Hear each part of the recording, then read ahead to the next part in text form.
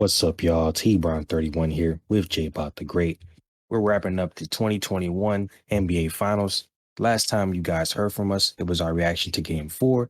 Since then, of course, the Bucks have won two straight games to win their first title in about 50 years. So, what are your thoughts, of course, as our resident Bucks fan? I, of course, am very happy. Going down 2-0 was quite a stressful situation. And coming back and battling out, especially winning that crucial game five in Phoenix to be able to bring the championship to Milwaukee or home, win it on a home game. It's very, very exciting. The games are definitely stressful, both game five and six. They they were back and forth. They were really tight. But there was really some fun moments in it, and I'm a happy Bucks fan without a doubt. So, as I mentioned, both of these games were quite stressful to watch, as probably both a Bucks fan and a Suns fan. Most likely a little more for Suns fans. For Game Five in the first quarter, the Bucks went down 21-37, and it looked like we were going to go home for sure, or go home down, 2-3, and probably get smacked. But then in the second quarter, they came back 43-24 and they were leading at halftime. It wasn't tied. It was like 64-61. And after a strong overall performance from both teams as the game went on, very close. It came down to a very big and crucial Drew Holiday steal to Giannis slam. Giannis finishing with 32, 9 and 6. Chris having 29, 7 and 5, and Drew having 27, 13 and 4. With Pat Connaughton actually getting 14 and 6, which is pretty good. And it was a good overall performance. They fought back. They did something that they usually don't do, which is climb out of those big holes that they put themselves in sometimes. And they survived a 40 piece from Devin Booker. He had 44 and 3. Chris Paul 21, 2 and 11, and Jay Crowder hitting 10. Mikal Bridges hitting 13. So it was a tough game. Oh, DeAndre Ayton with 20 as well, 20 and 10 actually. So it was a tough game. Both teams put up some good numbers. The Bucks just happened to kind of crawl back and really take advantage of just the low energy that the Suns came out with in that second quarter, and they took what I think is really what gave them the championship win, because they won the one in Phoenix. They were going to have to win one in Phoenix. It was either going to be 5 or 7, and they got game 5. That gave them a chance to go home for game 6 and try to close it out at home, and it was great. Do you have any thoughts on game 5? So, for Game 5, the story here for me would be two things. Um, First off, Giannis did his thing as usual. This is nothing new for this entire playoffs, pretty much. We've been saying that he's going to put up 30 points a game. He's in no way, shape, or form a Robin to anybody on this team. And secondly, Chris Middleton did show up as well. And Drew Holiday. Drew Holiday ended up shooting 60% in this game, 12 for 20, as far as his shots go. Compared to game 4, only shot 20%. So huge improvement there. That's what we want from Drew Holiday. His defense on Chris Paul and overall was great as usual. And of course, that was not the problem. The problem was the fact that in game 4, he shot 20%. So he did well. Chris Middleton had another good game, 29 points. Drew Holiday with 27. A lot of assists from Drew Holiday, good amount of rebounds from Chris Middleton. So the supporting cast showed up in this game. Pat Connaughton as well, 14. So supporting cast showed up. Giannis showed up as well. But then for the Suns, they had an amazing performance by Devin Booker, 40 points. Chris Paul with 21 and 11, and DeAndre Ayton with a double-double, 20 and 10 there. So it really just came down to the last quarter there, because obviously in the first, Suns went crazy, blew out the Bucks. Bucks came back and almost doubled the Suns. And then in the next quarter, in the third, they won by about 7 points. And then obviously the Suns won that last quarter, but it didn't really matter because they still ended up losing by 4 points there. So overall, I mean, it was such a tight game. I really don't really want to say anybody choked as far as the Suns go here. I mean, they couldn't get it done in the end. Despite having 40 points from Booker, when Giannis, Chris Middleton, and Drew Holiday all score about 30 points, there's really nothing you can do. So you just pretty much have to give them props there. And at this point in the series, we pretty much saw that the Suns have zero answer for Giannis. We all know what happened 2 years ago when the Raptors essentially built a square and ended up stopping Giannis, losing 4 straight games for the Bucks. We had the exact opposite of this happen in this series. They obviously won the next 4 games after losing the first 2, and simply because the supporting cast showed up and they couldn't stop Giannis. And it was essentially the same thing going into game five. Excuse me, going into game 6 from game 5. Yeah, so game six, we come in, the Phoenix Suns come into the Bucks house. They, go down early just the same way the last one started, 16-29 in the first quarter. Then they come back 31-13. The Bucks scoring 13 in the second quarter at home of a closeout game. It looks not too good, but just kind of the same way the Bucks fight back. Except the difference here is the home team, defended and kind of stayed with it, and they came out, and I can't really say they had an even performance, as Finals MVP Giannis went for 50 and 14, and the next one was Chris with 17, 5 and 5, then Bobby Portis with 16 and 3, and then Drew with 12, 11 and 9, and Brooke with 10 and 8. So I mean, they contributed all around the board, but as far as scoring goes, Giannis literally scored like half the points.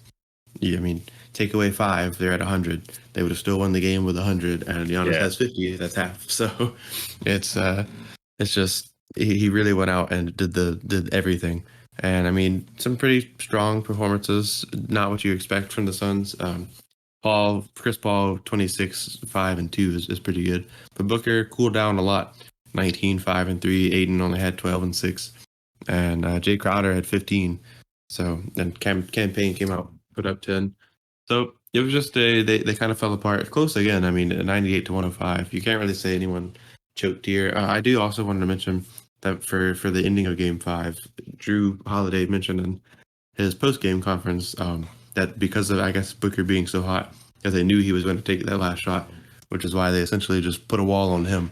And we saw it literally, like Terrence said, it was just the mirror of what the Raptors did to the Bucks a few years ago.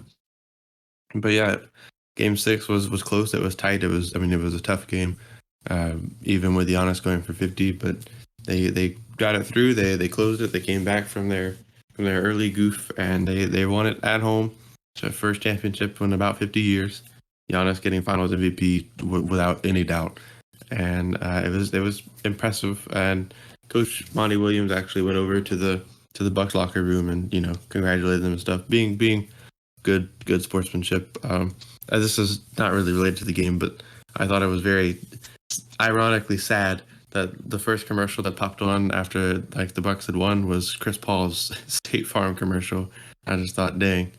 But yeah, I mean they did great. The Suns really were a tough team. This was a really enjoyable finals. Even as a Bucks fan, like having that bias, I think this was a very much so more enjoyable than I thought it would have been. Yeah, I mean, it's not like any of these games were 20 points, differential at the end. They're all very close games going down to the wire. The Suns could have easily won this series in 4.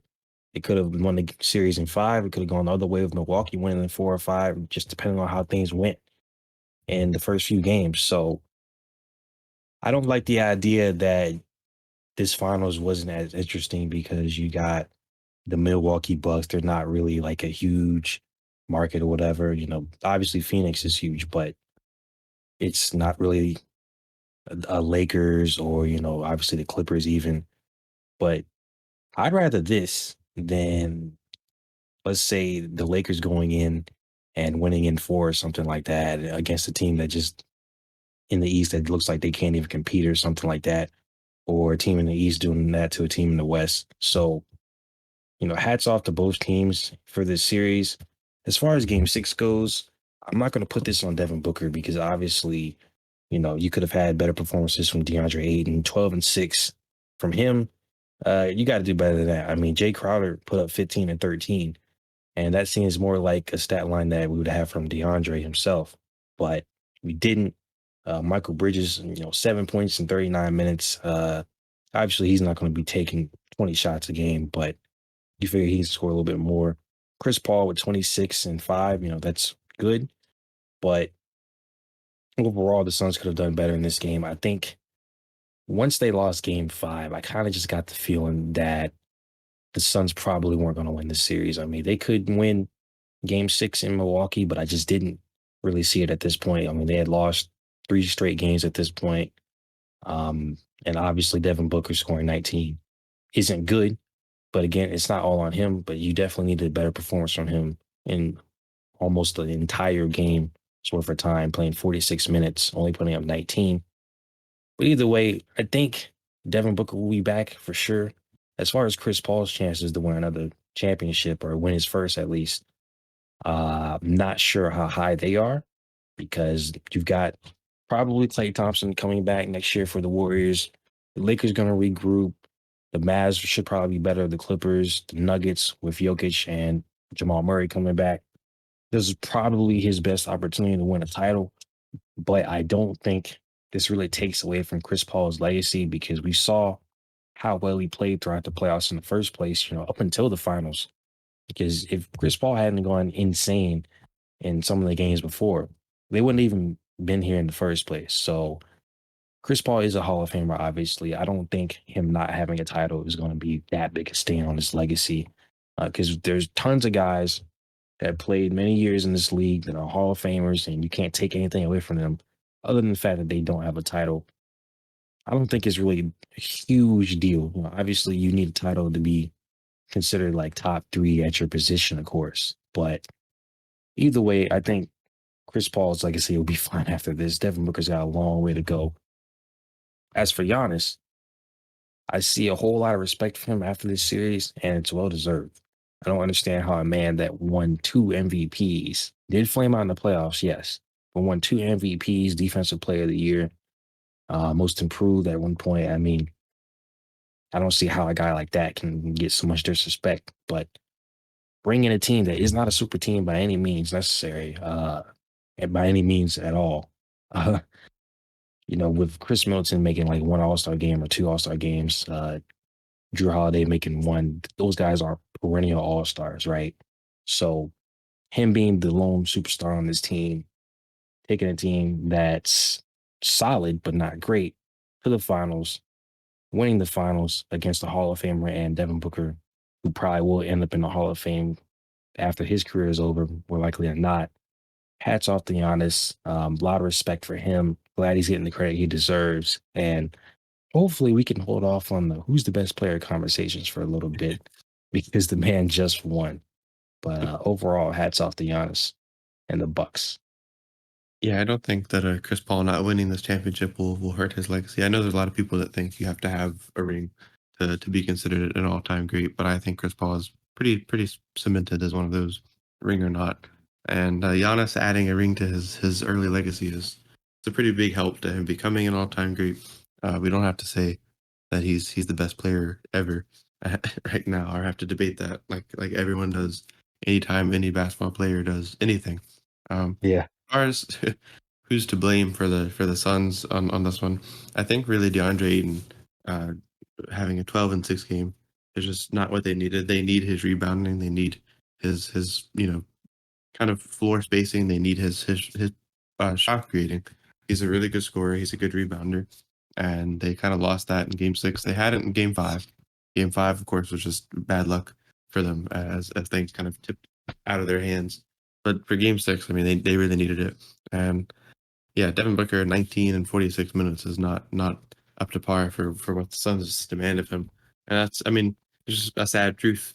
19 points is not usually what it takes for them to win a game. The Suns need him to be like Giannis and get about 30 per game.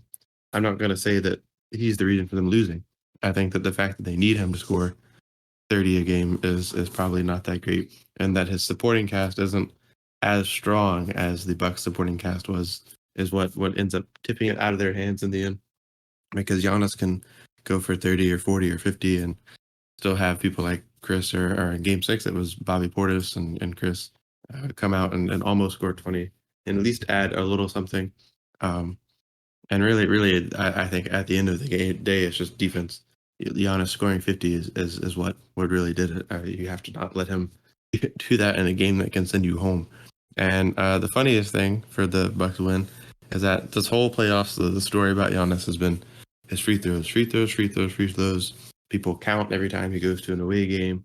He misses half of them every game, and he shot like 17. And I think he only missed one or two in the last game. So it was really Giannis's free throws that ended up winning the Bucks a championship after he got bullied for his free throws for 16 games or more than that. But what we played like 24 games or so. And I mean, aside from the home games, he was just getting harassed about his free throws every single game.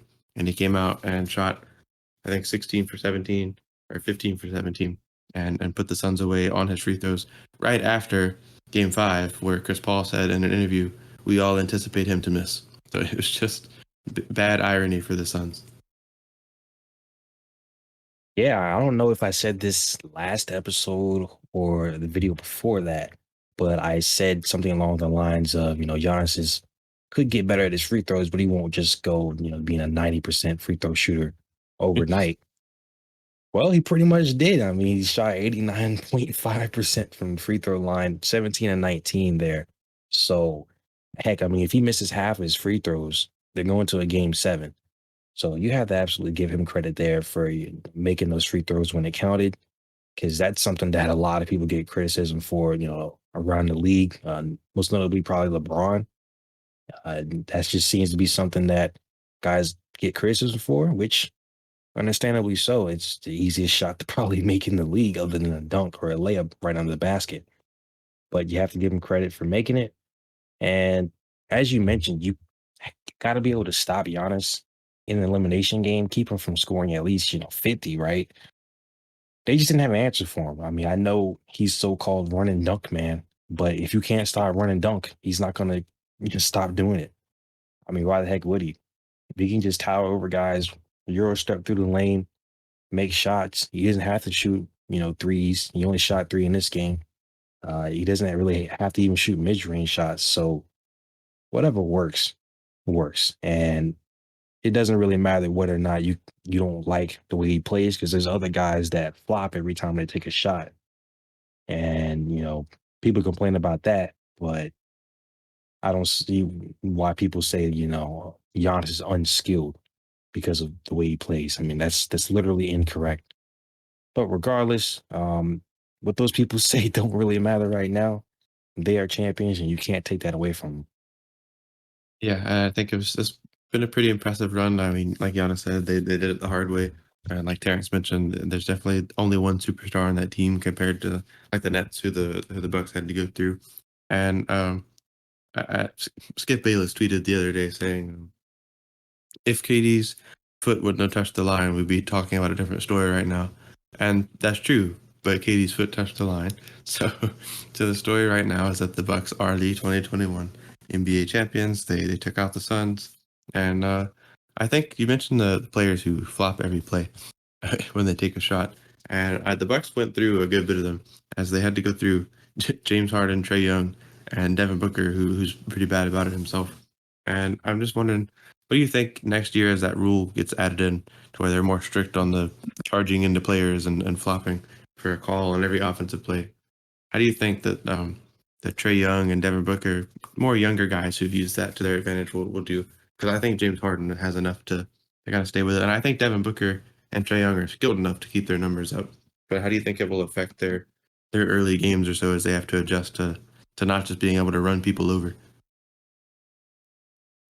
Well, yeah, I mean, like you said, James Harden is probably going to be perfectly fine without, with the rule change. Younger guys, like you said, like a Trey Young and a Devin Booker, probably take a little bit of time to adjust. Like they might start doing it at the beginning of next season, and the refs don't call it. I'm gonna be like, what the heck?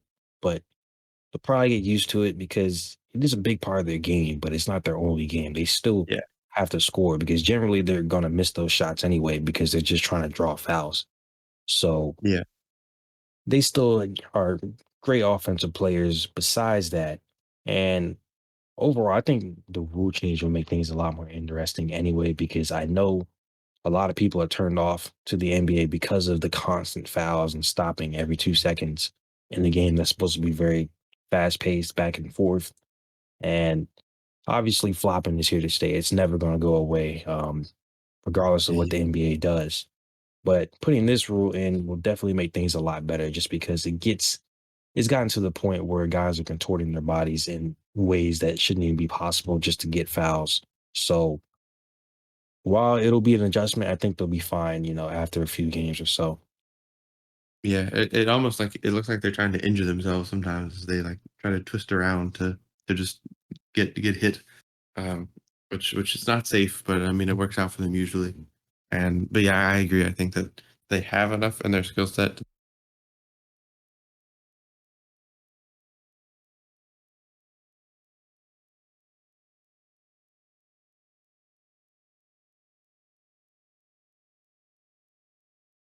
They should be fine. It'll in your head. So it's a good thing. And PJ Tucker specifically, he was a great defensive contributor, sometimes useless at times because he would just play. I don't remember how much he ended up with in Game 6, but he was playing super rough. He gets fouled all the time and just has a fit every single time. I'm glad we got him on the Bucks. I'm glad for what he added to us this year, but he was very annoying to watch in some of these last few games. Yeah, PJ's in that class of players that you love if he's on your team, but if you're playing against him or you're watching him as a fan, you probably hate him.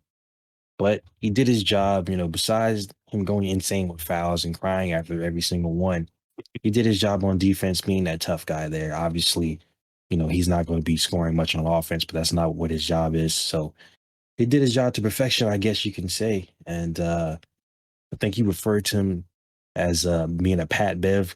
I think it's just a I little did. far, considering Pat Bev is a little bit more of a menace. But I get the sentiment there. So, you know, I'm happy for PJ Tucker, winning his first title, winning a title before some of his teammates, going through some of his former teammates He from cruised the through his Rockets. whole Rocket starting lineup. Yeah, so I mean, good for him. Good for the Bucks. Let him enjoy it for now. Yeah, I think this has been a great thing for basketball really in general, just to have a team like this win. It's like the Raptors win, honestly. Like the Raptors are probably a little bit of a bigger market than Milwaukee is, but that was another good win to have. It was just something different, a different team winning. Obviously, they were playing the Warriors, who've been there all the time. But I would say this one's been a little more fun. It's two teams that haven't been here in a while, and it was just a really fun series to watch. Mike Budenholzer probably just secured his job because he finally got the playoff success that he's been looking for with the Bucks after 3 years, 2 years of nothing. And I think the Suns would probably hold on to Monty Williams. I can't see them getting rid of him. That wouldn't really be the smartest thing. The Suns did just, however, lose assistant coach Willie Green as he became the Pelicans head coach today. But yeah, I think both these teams will be good next year. It'll be tougher for them as certain teams really regroup, like the Lakers and the Nets. But this has been a really fun finals. It's just good to see a bit of change and really have a super competitive game.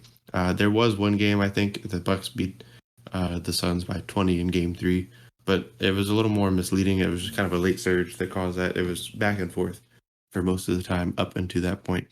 So it's just been a fun series. It's been really tough on both teams, and it's obviously a great outcome for me. So I've really enjoyed the 2021 NBA Finals. Yep. So, guys, that's it for this video. We want to thank you guys for tuning in. Check out the podcast on Spotify if you can. This has been T Burn 31 with J Bot the Great. Like, comment, subscribe. We'll catch y'all later.